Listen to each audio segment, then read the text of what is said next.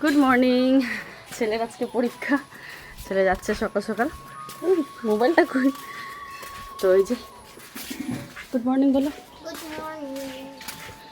আজকে প্রথম এক্সাম এই স্কুলে, দেখা যাক কীরকম কী হয়। তোমরা অবশ্যই আশীর্বাদ করো। কোথায় রে গাড়ি? কই গাড়ি? ফোন করলো মাত্র যে গাড়ি এসছে। কোথায় রে? গাড়ি নাই তো।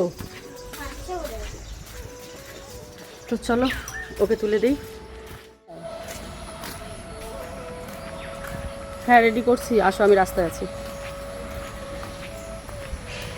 হ্যাঁ বেরোয় আসলাম আরো। হুম ঠিক আছে ঠিক আছে। হুম 15 মিনিট লাগবে আরো। কেমন তাহলে দেখতো? কোথায় দাঁড়াবি? আবার বাড়িতে যাবি? আবার বাড়িতে যাবি? আবার আসতে হবে। তুই যে স্নান করছিস বাবা, তোকে বোঝাই যাচ্ছে না কেন? ফ্যানের মধ্যে থেকে চুলটাও শুকিয়ে গেছে। হ্যাঁ স্নান করছে, ওকে বোঝাই যাচ্ছে না।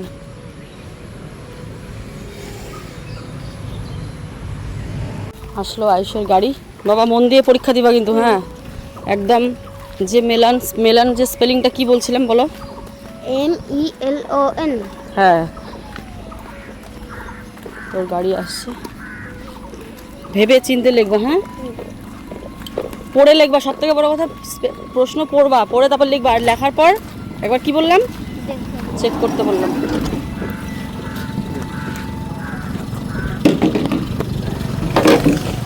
আস্তে আস্তে ব্যথা হবে।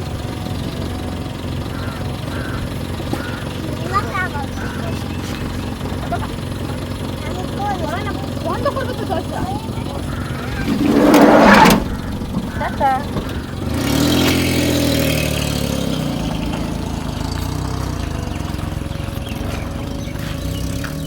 তো দিয়ে তো দিলাম। টেনশন হচ্ছে, ভীষণ টেনশন হচ্ছে। কালকে স্যার এসছেন, বলছে, আমি বললাম স্যার কি করবে? ও বলে সবই ঠিক আছে, ওই একটুখানি ডি আর বিটা গন্ডগোল করে। আর যা যা মানে ওর মানে এসেছিলো পরীক্ষার জন্য দিয়েছিল সবই মোটামুটি ওর কমপ্লিট, সবই পারে। খালি কি বলো তো, একটু ছোটোখাটো বানান ভুলের জন্য নাম্বারটা একটু কাট হতে পারে। মানে যেমন মুখে বললো TH, মানে ধরো মুখে একটা কিছু বললো যে THE দা, কিন্তু ই লিখলো না, মানে এরকম একটা মাঝে মাঝে ওর মিস্টেক হয়। তারপরে বিটাকে ডি লিখে ফেলে, তারপরে ES যোগ করতে ভুল হয়ে যায়, ED যোগ করতে ভুল হয়ে যায়। তো আবার সকালবেলা সমস্ত কিছু লেখানো হলো, সব মানে সবই ঠিক হয়েছে সকালবেলা। এবার আমি ভাবি যে পরীক্ষার সময় আবার যে কি করে ওটাই ভাবি। তো অনেক সকালে উঠেছি, উঠে কিন্তু ওকে বই টই পড়ালাম, খাওয়ালাম। হ্যাঁ ডিমের অমলেট, ব্রেড এগুলো খেলো, কারণ 12টা 12:30 থেকে পরীক্ষা হয়ে যাবে। ওই স্কুলে কী হতো, ফালাকাটার স্কুলে কী হতো বলো তো, পরীক্ষার দিনও কিন্তু ক্লাস হতো, কিন্তু আবার এটাতে হবে না, শুধু পরীক্ষাই হবে। ঠিক আছে ফোকাসটা, আবার ওই স্কুলে পরীক্ষারও পড়া পড়তে হতো, আবার স্কুলের যে হোমওয়ার্ক দিত সেটাও করতে হতো, তো চাপ হয়ে যেত। এটাই ঠিক আছে বাচ্চাদের ক্ষেত্রে, পরীক্ষার দিন পরীক্ষাটা, এটাই ঠিক আছে। চলো এবারে যাই, রাজ্যের কাজ পড়ে আছে সেটাকে করব। ও দুধটা জেঠিমা দুধ দিয়েছে তো ভুলে গেছি, এটাকে এখনই রেখে চলে যেতাম। দুধ দিয়েছে। চলো, বৃষ্টি পড়ছে অল্প অল্প, টুপ টুপ টুপ টুপ করে যে বৃষ্টি পড়ছে। দাদাদের চা করে দিল। আজকে চায়ের কালারটা না দারুণ হয়েছে, আজকে দুধটাও ভালো দিয়েছে জেঠিমা, তো চাটাও খুব সুন্দর হয়েছে। দাদা দাদা ও দাদা, এই যে চা। বন্ধুরা ঘর থেকে বার হয়ে, মশারির নিচ থেকে বার হয়ে এই দেখো কোথায় চলে এসছে। কে? এই যে কি? পড়ে যাবা, আই পড়ে যাবা। দেখি দেখি, তুতুল, এই তুতুল। তো দেখতেই পারলে ওর অবস্থা। আমি ওইদিকে বারান্দায় বসে বসে এডিটটা করছিলাম, অমনিও দরজা অবধি বেরিয়ে চলে এসেছে, মশারি খুলে মশারির ভেতর থেকে। খুব দুষ্টু না, খুব দুষ্টু না।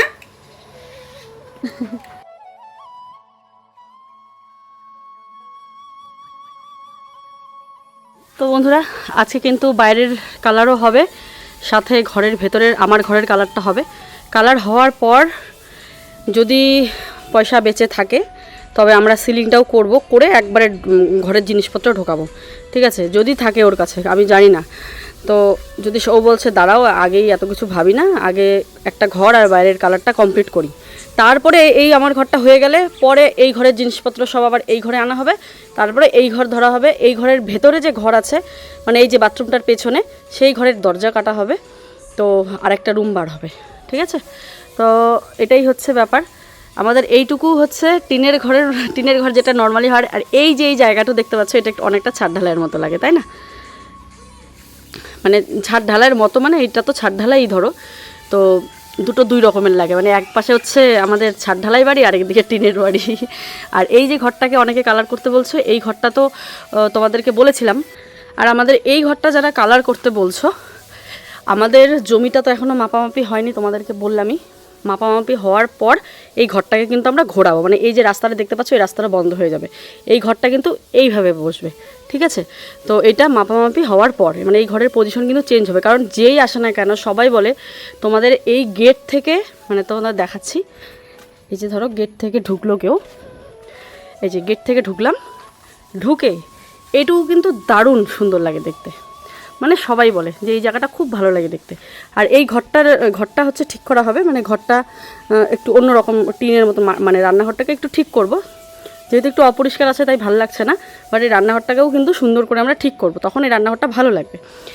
বাট তারপরে এই জায়গাটা খুব সুন্দর, কিন্তু যখন এই দিকে ঘুরে দেখা যায় এই জায়গাটা খুবই বাজে লাগে দেখতে, মানে কিছুতেই অ্যাডজাস্ট হয় না। তো আমরা এই জায়গাটাকে এই ঘরটা দিয়েই বন্ধ করে দেব, তাহলে দেখতে ভালো লাগবে। তো এটা হচ্ছে যখন পুরো জায়গাটা মাপামাপি হবে তারপরে।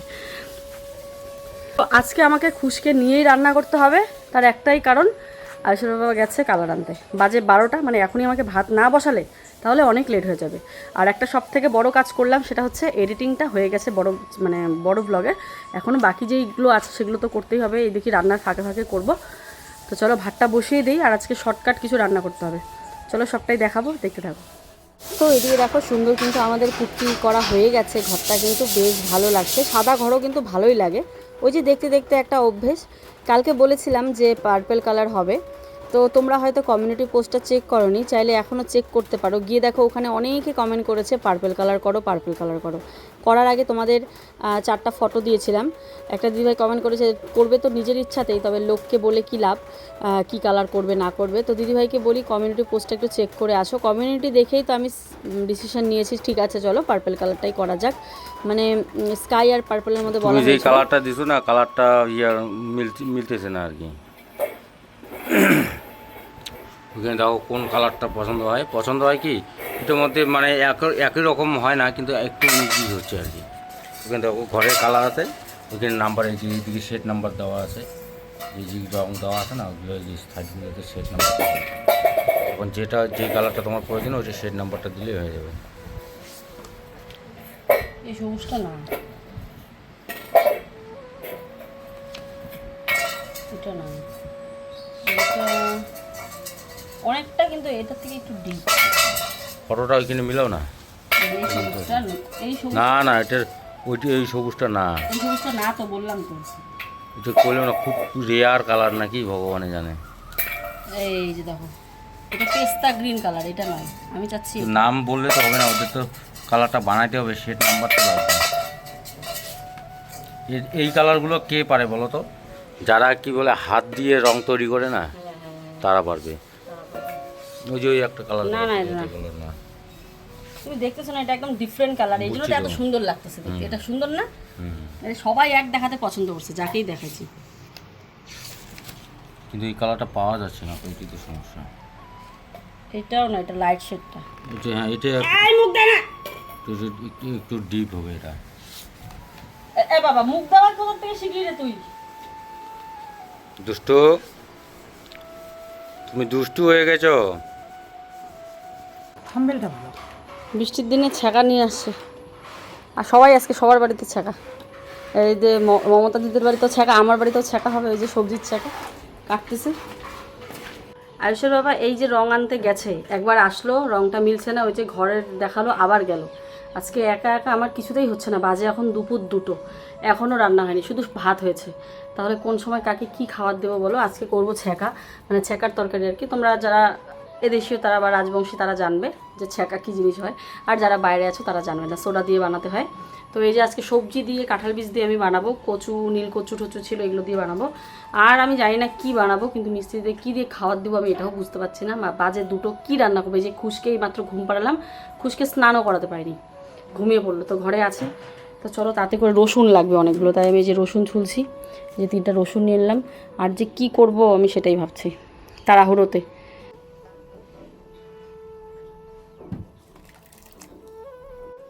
তো লঙ্কা আর রসুনটাকে দিয়ে দিলাম। লঙ্কা বোধহয় আরও লাগতো নাকি, একটু ঝালঝাল না হলে ভালোও লাগবে না। আর একটু লঙ্কা দিলাম, ছ্যাঁকাতে কী বলতো একটু ঝাল না হলে না ভালো লাগে না।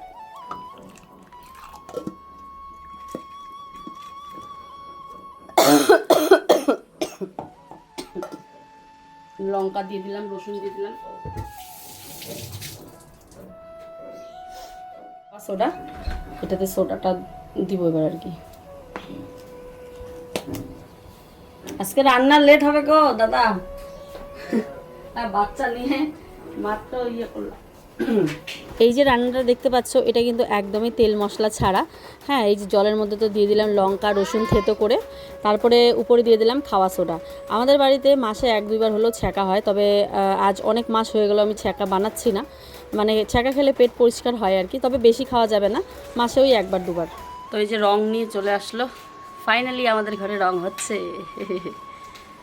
এই যে ঢুকাও, এটা কি, এটা রং কেক নাকি আবার? না কেক আবার কিছু রং এটা না, সবুজ কালারটা পাইছো? বানাই দিবি? হয় নাই কি আনো নাই? আনছি তো সব আছে। তারপর কি বানাই দিবি? বানাই দিছি আর কি, এটা সবুজ কালার আর কথা। ওইটা যেটা কইছো না তুমি যেটা দেখাইছো ওইটাই। তাহলে মোবাইলেরটাও না বানাই দিতে পারতো যেটা দেখাইছো। আরে শেড নাম্বার লাগে। যে কোডিং একটা নাম্বার থাকে না, কোড নাম্বারটা ওই নাম্বার অনুযায়ী কম্পিউটারে টিপে হ্যাঁ হ্যাঁ, ওই মেশিনটা ওইভাবে কালার তৈরি হয়ে যায়। এখন ওটা ফটোর মধ্যে যদি তো বন্ধুরা আমরা বাইরে যে সবুজ কালারটা করতে চাইলাম ওই সবুজটা তো, হ্যাঁ, তো যে সবুজটা করতে চাইলাম সেই সবুজটা বললো হয়নি, মানে এর থেকে একটু অন্যরকম সবুজটা হয়েছে, কিন্তু ওই সবুজটা খুবই আনকমন আর খুবই সুন্দর ছিল। তোমাদেরকে আমি স্ক্রিনে দিয়ে দিচ্ছি সবুজটা, দেখো ওইটা আমাদের বাইরে করার কথা ছিল। তো এখানে এই যে চলে এসেছে রং, দেখো ছ্যাঁকাটা কীরকম হয়ে যায়, লাল লাল হয়ে যাবে, সুন্দর একটা গন্ধ বাড়বে। জানি না এটা কেমন হবে খেতে। এই ছ্যাঁকাটা আমি কোনোদিনও বানাইনি, তবে মানুষকে দেখেছি বানাতে। ছ্যাঁকাটা খুব টেস্টি হয়, কাঁঠালের বীজ থাকে তো, না থাকে মশলা না থাকে কিছু, তারপরেও ছ্যাঁকা দিয়ে এক থালা ভাত খাওয়া যায় জানো। যারা আমার রেসিপিটা দেখে বানাবে একদিন বানিয়ে খেয়ে দেখো। তো দেখো ছ্যাঁকার কালারটা কেমন হয়ে গেছে, কালো হয়ে গেছে, জানি না কেন এমন হলো। তো এই হয়েছে আমাদের ছ্যাঁকা সবজির, জানি না কেমন বানিয়েছি, আমি তো ভালো পারি না। তো এবারে বরকে দিয়ে দেবো একটুখানি টেস্ট করানোর জন্য যে কেমন হয়েছে। ওই যে বাটিতে দেখতে পাচ্ছ এখানে অনেক রকমই সবজি দিয়েছি। শ্বশুরবাড়িতে এসে আমি এগুলো বানানো শিখেছি, আগে তো আমার বাবার বাড়িতে এগুলো আমি কোনোদিন খাইও নি আর বানাইও নি, তো খুব একটা পারি না, তবে মাঝে মাঝে যদি বানাতে হয় তো বানাই আর কি। তো ওকে দিব টেস্ট করতে একটা চামচ দিই।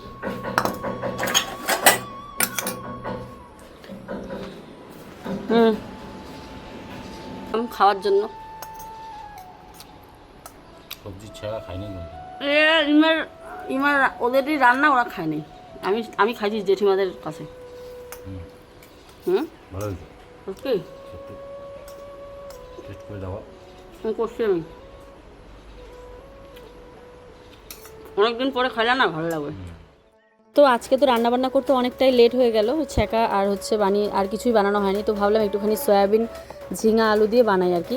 তো জিরে ফোড়ন দিয়ে টমেটো সম্বারে দিয়ে নিলাম, তারপরে এই যে এখানে ঝিঙা আর আলুটা দিয়ে মানে হালকা পাতলা করে বানাবো, একটু জিরে বাটা আদা বাটা লঙ্কা বাটা দিয়ে, আর সয়াবিন দিয়ে নিয়েছি, সয়াবিনটাও অল্প পরিমাণেই ছিল। তো এটা দিয়ে একটা পাতলা মতন তরকারি করবো আর কি। তারপরে দেখো এদিকে একটা বয়স্ক মহিলা এসেছেন আর কি। সত্যি বলতে আমি এই মানে 11 বছর বিয়ে হয়েছে কোনোদিনও দেখিনি আমার শ্বশুরবাড়ি এলাকায় এদিক দিকে আমার বরকে ডাকলাম যে দেখো তো কে এসেছে, তো বড়ও চিনতে পারেনি আর কি। তো ওনাকে বললো কোথায় বাড়ি কোথায় না, বলে আমি তো ছোটোর থেকে এত বড় হলাম আপনাকে দেখিনি, কারণ উনি বলছেন আমাদের এখানেই থাকেন, আমার মা বাবা সবাই চেনেন আর কি বলছে, মানে শ্বশুর শাশুড়ি সবাই চেনেন। তো টাকা চাই, মানে টাকার প্রয়োজন আর কি, অসুস্থ আর কি, তার জন্য ওর বাবার কাছে টাকা চাইছে।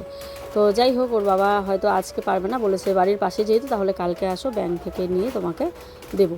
তো এই যে তারপরে তো এই যে দেখো আলুটা ভাজা হয়ে গেল, আজকে নর্মাল তরকারি, বুঝতে পারলে, দেখো লাল হয়ে গেছে ছ্যাঁকাটা। আর এখানে হচ্ছে এই যে সয়াবিন ঝিঙে আলু দিয়ে একটা তরকারি, এটাই। যেহেতু বলছে যে আমার শ্বশুর শাশুড়ি মাকে চেনে, আর বাড়িতে যে মিস্ত্রি দাদারা কাজ করছিল ওরাও বলছিল ওদের বাড়ির ওই দিকটাতে বাড়ি আর কি, তো সেই জন্য ওর বাবা বিশ্বাস করলো আর কি। তো দেখে মনে হচ্ছিল খুবই অসুস্থ, তো এই যে ও বললো ভাত বাড়ো, তাহলে উনিও ভাত খাবেন আর কি। তো ঠিক আছে, তাহলে সবার জন্য একসাথেই ভাত বাড়ি। তো ওনার জন্য ভাত বেড়ে নিলাম। উনি বললো কালকে আবার আসবে, মানে আয়ুষের বাবার হাতে হয়তো টাকা ছিল না, বললো কালকে আমি ব্যাংক থেকে তুলে তারপরে দিব।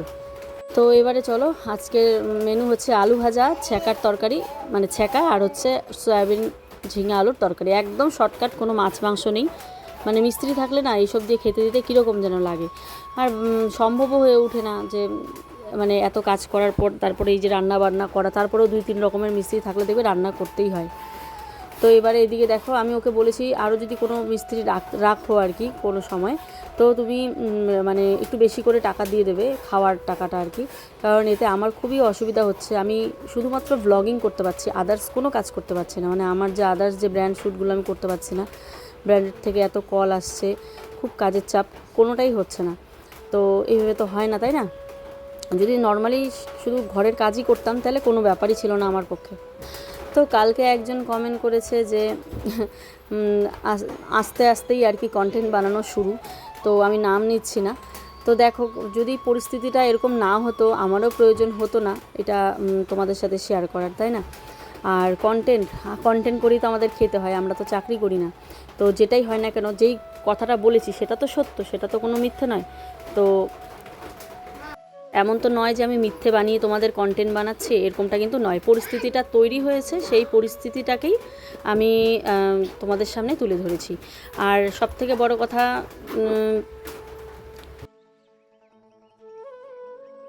আমার ভয় লাগছে কেন, যে কিভাবে করলে সুবিধা হবে, যেহেতু আমার বাড়িতেই বাবা গত হয়েছেন, একটা টেনশন তো আমার হচ্ছেই। হ্যাঁ, তো আবার ভাবছি যে না, উনিও যেহেতু বাবার কাজেই এসেছে, তো না থাকলে একটা কীরকম হয়, এই দিকটাও কিন্তু আমি ভাবছি, এদিকটা ভাবছি না তা না, আমার কথা দুজনকেই থাকতে হবে, আর সেটা যেন সুস্থভাবেই হয়। তো একটা ডিসিশান নিলাম জেঠিমাদের কাছ থেকে, তোমাদেরকে অবশ্যই খুলে বলবো। সেটা হচ্ছে যে দেখো, বাবা যেই ডেটে মারা গেছে সেই তিথি অনুযায়ী যদি করি, আমাদের বাড়িতেই যেহেতু হয়েছে, তো ব্যাপারটা আমাদের কিন্তু একটু সিরিয়াসভাবেই নিতে হবে। মানে যদি উনি আগে করেন মানে বাবার বাৎসরিকের কাজটা, তাহলে বাবা যেদিন মারা গেছে ওই তিথিতে আমাদের আবারও বাবার কাজ করতে হবে, সে কীর্তন দিয়েই হোক বা পুরোহিত ডেকেই হোক, মানে ব্রাহ্মণ দিয়েই হোক না কেন, করতে হবে, কারণ তিথি অনুযায়ী আমাদের বাৎসরিকটা করতে হবে। তো সেক্ষেত্রে একটু তো ভাববার বিষয় আছে, তাই আমি তোমাদের সাথে শেয়ার করেছি যে তোমরা কি বলো। তোমরাও সবাই বলেছো তিথি অনুযায়ী প্রিয়া করতে হয়, এটা কোনো জন্মদিন নয় বা ছেলে খেলার ব্যাপার নয়, তাই না? যে ডেট অনুযায়ী করবে।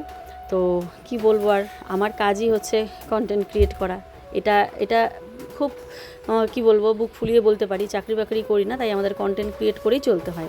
ডেইলি লাইফস্টাইলে আমাদের যেটাই ঘটে না কেন, সেটাকেই বুদ্ধি করে থাম্বনেল টাইটেলে দিয়ে আমাদের ভিউজটাকে আটকে রাখতে হয়, ব্যাস এটাই। এত সিম্পল একটা জিনিস, তোমরা এটাকে একদম, মানে এত একটা সাধারণ জিনিসকে তোমরা এতটা জটিল করে তোলো, কি বলবো। আশা করি আজকে ক্লিয়ার হয়ে গেলে।